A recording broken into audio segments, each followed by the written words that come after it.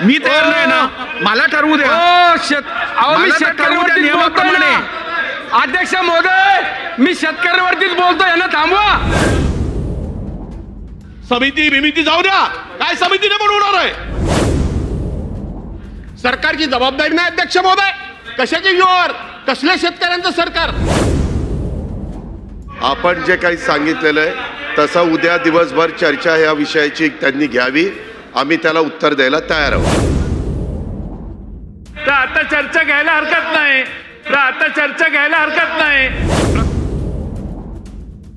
आज अधिवेशनात जोरदार खडाजंगी बघायला मिळाली. विजय वडेट्टीवार, भास्कर जाधव शेतकऱ्यांच्या मुद्द्यावर आक्रमक बघायला मिळाले, तर अजित पवार आणि जयंत पाटील यांच्यात देखील शाब्दिक चकमक रंगली. बघूया. मोठ्या प्रमाणामध्ये अध्यक्ष महोदय आत्महत्या होत आहेत. या संदर्भामध्ये चर्चा झाली पाहिजे अध्यक्ष महोदय. शेतकऱ्याशिवाय दुसरा कुठला प्रश्न महत्वाचा असू शकतो? रोज शेतकरी आत्महत्या करतोय अध्यक्ष महोदय. मी स्थगनला त्यामध्ये पात्र सुद्धा त्यांना करत नाही, अपात्र करून मदतीपासून वंचित ठेवला जाता अध्यक्ष महोदय. रोज आम्ही शेतकऱ्याला मदत होत नाही.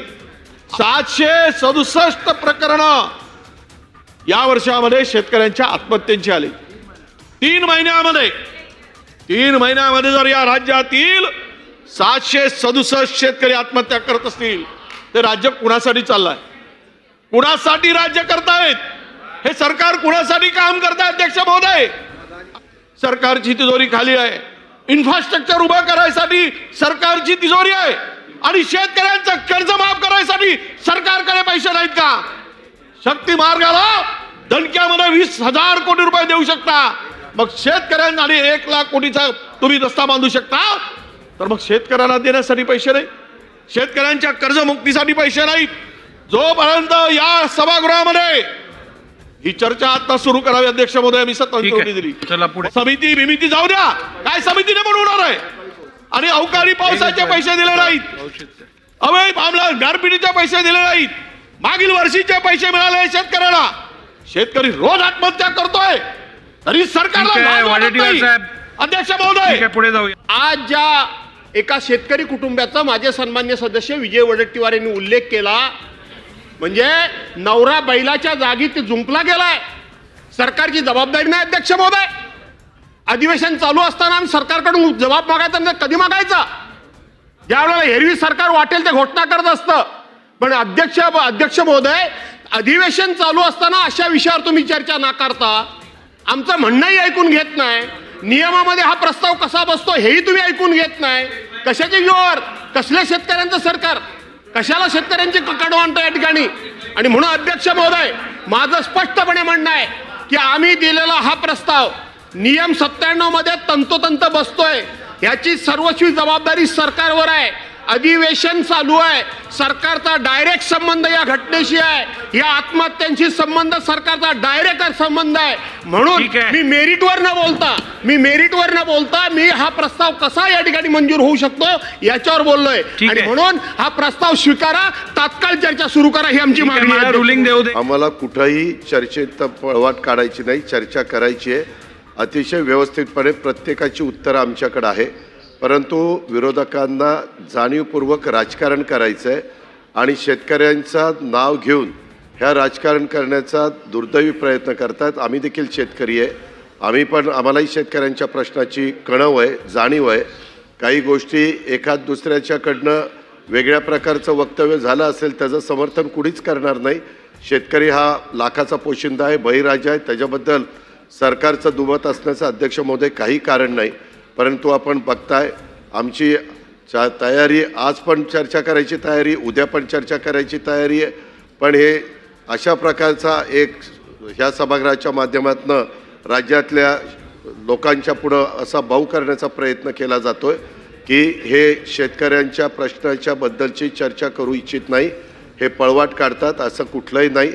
महायुतीचं सरकार प्रत्येक विषयाच्या संदर्भात चर्चा करण्याची तयारी आहे आणि आपण सर्वोच्च पदावर बसलाय. आपण जे काही सांगितलेलं आहे तसं उद्या दिवसभर चर्चा या विषयाची त्यांनी घ्यावी. आम्ही त्याला उत्तर द्यायला तयार आहोत. सत्तारूढ पक्षही म्हणतोय चर्चा करा, त्यांची तयारी आहे. तर आता चर्चा घ्यायला हरकत नाही. प्रस्ताव द्या, उद्या पूर्ण दिवस चर्चा घेतो. बसा. आम्ही सुनील शेळके मी तयार नाही ना, मला ठरवू द्या. अहो मी मला तर ठरवू द्या शेतकऱ्यावरतीच बोलतोय नियमाप्रमाणे. ना. अध्यक्ष महोदय मी शेतकऱ्यावरतीच बोलतोय, यांना थांबवा. बस झालं, बसा आता. अध्यक्ष महोदय अहो यांना थांबवा. अहो मी शेतकऱ्यावरतीच बोलतोय ना. शक्तीपीठ महामार्गाच्या प्रकल्पासाठी सरकार 20,000 कोटी रुपये मंजूर करतायत, परंतु शेतकरी कर्जमाफीसाठी पैसे नाहीत का, असा सवाल आज काँग्रेसचे नेते आणि आमदार विजय वडेट्टीवार यांनी सभागृहात उपस्थित करत सरकारला दारेवर धरलं. राज्यात शेतकरी आत्महत्या वाढत आहेत.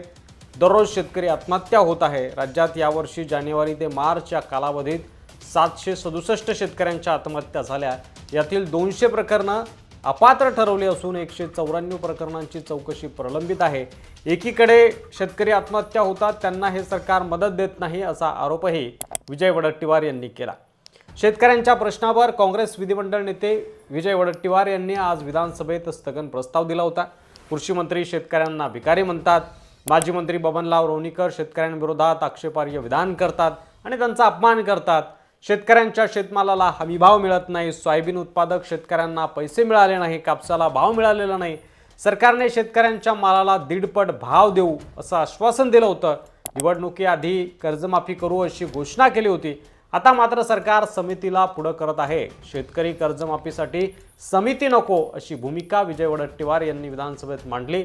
शक्तीपीठ महामार्गाच्या प्रकल्पासाठी सरकार 20,000 कोटी रुपये मंजूर करतात, पण शेतकरी कर्जमाफीसाठी पैसे नाहीत का, असा सवाल देखील वडेट्टीवार यांनी उपस्थित केला.